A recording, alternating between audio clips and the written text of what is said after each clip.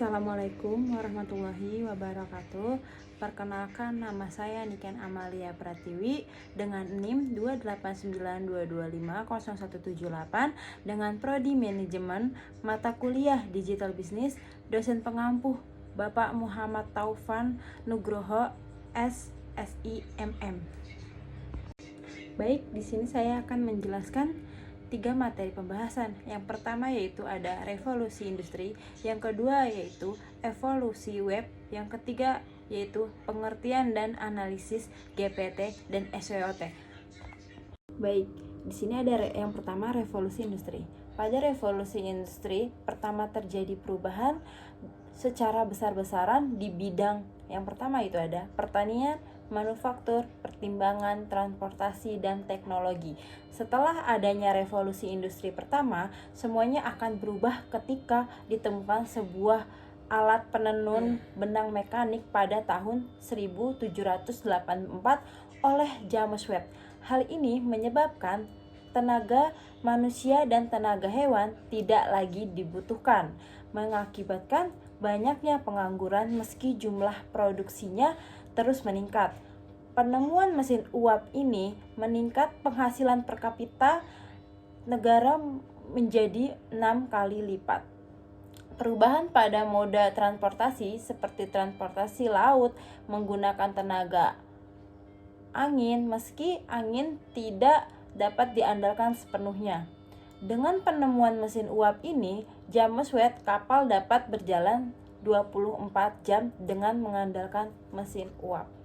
Revolusi Industri 2.0. Revolusi Industri 2.0 terjadi di awal abad ke-19 sampai dengan abad ke-20. Dengan adanya ditandai muncul listrik yang membuat hasil produksi jauh lebih murah dibandingkan sebelumnya.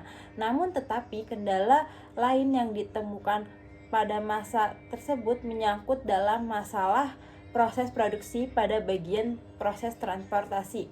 Guna mempermudah proses produksi di dalam pabrik yang biasanya cukup luas, dibutuhkan alat transportasi yang dapat mengangkut barang berat seperti mobil sangat dibutuhkan.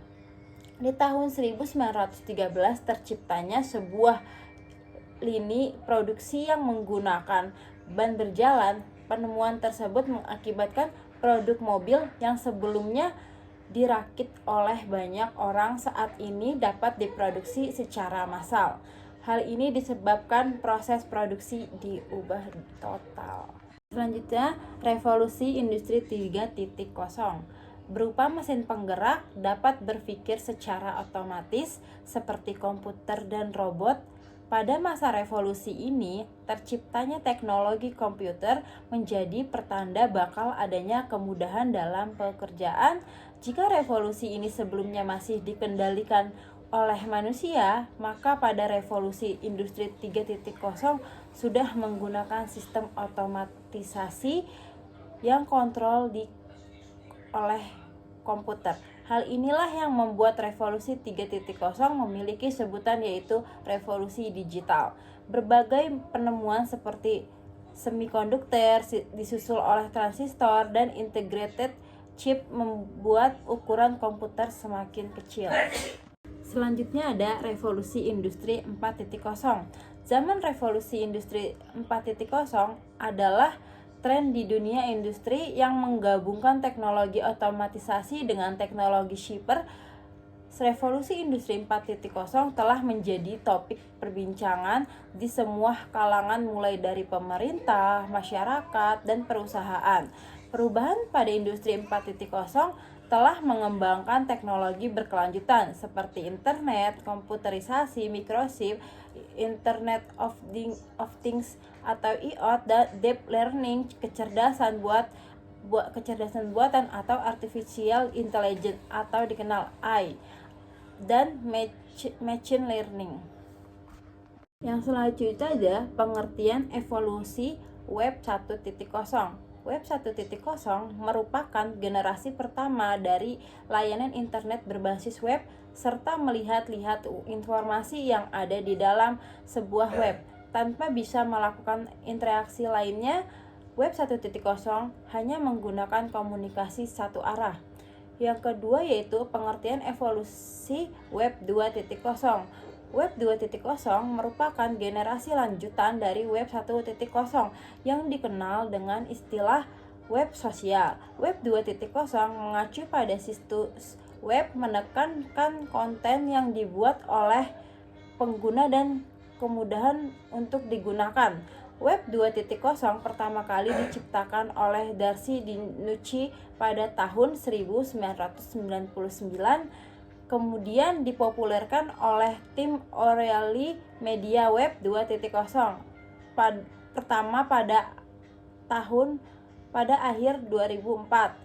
Web 2.0 memungkinkan pengguna untuk berinteraksi dan berkolaborasi satu sama lain melalui dialog media sosial sebagai pembuat konten. Selanjutnya ada pengertian evolusi Web 3.0. Web 3.0 merupakan generasi ketiga dari layanan internet berbasis web. Web 3.0 pertama kali dikenalkan pada tahun 2001 ketika tim menulis sebuah artikel ilmiah. Web 3.0 menawarkan metode yang efisien dalam membantu komputer mengorganisasi dan menarik kesimpulan dari data online.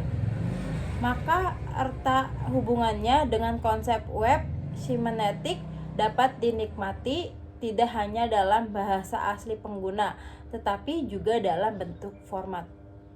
Selanjutnya yang keempat ada pengertian evolusi Web 4.0. Web 4.0 dapat digunakan untuk membantu dalam pencarian informasi, penyimpanan histori, pencarian, dan mempertemukan orang-orang yang mencari informasi serupa. Web 4.0 sendiri merupakan private secretary dalam membentuk organisme buatan. Selain itu, Web 4.0 juga dikenal dengan istilah revolusi industri yang artinya gelombang keempat dari perjalanan atau perkembangan revolusi industri dan web. Di sini ada pengertian GPT dan SOT. GPT adalah modal bahasa mutakhir yang dikembangkan oleh OpenAI yang dapat menghasilkan teks mirip manusia. Berdasarkan petunjuk yang diberikan dalam artikel ini, kami mengeksplorasi bagaimana GPT dapat digunakan untuk membuat tabel SWOT dengan cepat dan mudah, menjadikan proses analisis SWOT lebih efisien dan dapat diakses untuk semua ukuran organisasi. Kami mendemonstrasikan dan bagaimana tabel ini dapat disesuaikan dan disempurnakan berdasarkan preferensi pengguna. Yang selanjutnya ada SWOT adalah metode analisis perencanaan strategis yang digunakan untuk memonitor dan mengevaluasi lingkungan perusahaan baik di lingkungan eksternal maupun di internal untuk tujuan bisnis tertentu. Ini ada manfaat GPT dan SWOT. Yang pertama yaitu mengembangkan pemahaman yang lebih baik tentang faktor internal maupun eksternal yang mempengaruhi keberhasilan bisnis dan proyek. Yang kedua yaitu dapat mengidentifikasi peluang baru dan diposisikan bisnis secara strategis untuk memanfaatkannya.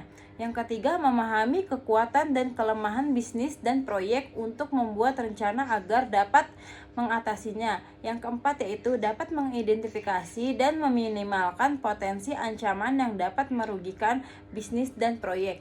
Yang selanjutnya ada GPT. GPT yaitu yang pertama dapat menghasilkan teks yang bermakna secara otomatis, bisa digunakan untuk berbagai macam tujuan, dan dapat menciptakan chatbot yang dapat menanggapi pertanyaan pengguna dengan cara sama seperti seorang manusia. Yang kedua yaitu GPT dapat juga digunakan untuk menghasilkan teks untuk aplikasi, contohnya penyuntikan otomatis, membuat konten, dan lain-lain. Yang ketiga, dapat menulis resume dan surat lamaran sesuai perusahaan pilihan. Yang keempat yaitu memberikan saran terkait kehidupan. Yang kelima ada membantu mengerjakan soal matematika. Yang selanjutnya ada kelebihan GPT. Yang pertama yaitu peka terhadap penyesuaian query. Yang kedua kecepatan menjawab. Yang ketiga ada gaya bahasa lebih luas. Selanjutnya ada kelebihan SWOT. Kelebihan SWOT yang pertama yaitu mengatasi kelemahan dengan solusi yang tepat. Yang kedua, mencegah kemungkinan ancaman. Yang ketiga ada memanfaatkan peluang yang ada dengan lebih cepat. Selanjutnya ada kelemahan GPT dan SWOT. Yang pertama yaitu ada keterampilan dan kemampuan yang Anda kurang atau perjuangkan. Contohnya berbicara di depan umum, menganalisis data, dan memanajemen waktu. Yang kedua yaitu ada kualitas atau kebiasaan pribadi yang menghambat Anda menunda-nunda, takut gagal, dan kurang percaya diri. Yang ketiga yaitu ada kesenjangan pengetahuan atau pengalaman yang perlu diisi. Selanjutnya ada langkah-langkah menggunakan GPT dan SWOT. Yang pertama yaitu mengidentifikasi tujuan Anda. Sebelum Anda menggunakan GPT untuk membuat tabel SWOT, mengidentifikasi tujuan Anda dan apa yang Anda ingin tercapai melalui analisis SWOT. Yang kedua yaitu ada membuat strategis. Gunakan analisis SWOT untuk membuat strategis efektif yang memanfaatkan kekuatan Anda, mengatasi kelemahan Anda, memanfaatkan peluang, dan mengurangi ancaman. Yang ketiga yaitu pantauan dan perbaharui analisis SWOT. Analisis SWOT bukanlah tugas satu kali. Perbarui analisis secara teratur untuk mencerminkan perubahan dalam operasi dan industri Anda. Saya akan mengasih contoh. Yang pertama yaitu contoh perusahaan analisis SWOT yang ada di perusahaan Apple. Yang pertama itu ada kekuatannya. Yang pertama, reputasi merek yang sangat kuat dan berbasis pelanggan setia. Yang kedua yaitu ada produk inovatif dan didorong oleh desain. Yang ketiga yaitu ada cadangan kas besar dan sumber daya keuangan. Yang keempat ada rantai pasokan dan saluran distribusi yang sangat mapan. Kelemahannya ada harga sangat tinggi dibandingkan dengan pesaing. Yang kedua yaitu ada rentan produksi terbatas dibandingkan dengan raksasa teknologi lainnya. Yang ketiga yaitu ada ketergantungan pada beberapa pemasok utama. Yang keempat ada kritik atas praktek perguruan dalam rantai pasokannya. Ada peluang di perusahaan Apple. Yang pertama yaitu ada potensi pertumbuhan di segmen layanan dan perangkat yang digunakan. Yang kedua ada potensi untuk kategori produk baru seperti perangkat rumah pintas. Yang ketiga yaitu ada meningkatnya permintaan solusi untuk energi terbarukan. Yang keempat ada ancaman. Yang pertama, persaingan ketat dari perusahaan teknologi lainnya. Yang kedua ada potensi gangguan dari rantai pasokan karena ketidakstabilan politik. Yang ketiga yaitu ada meningkatnya pengawasan dari regulator dan pemerintah.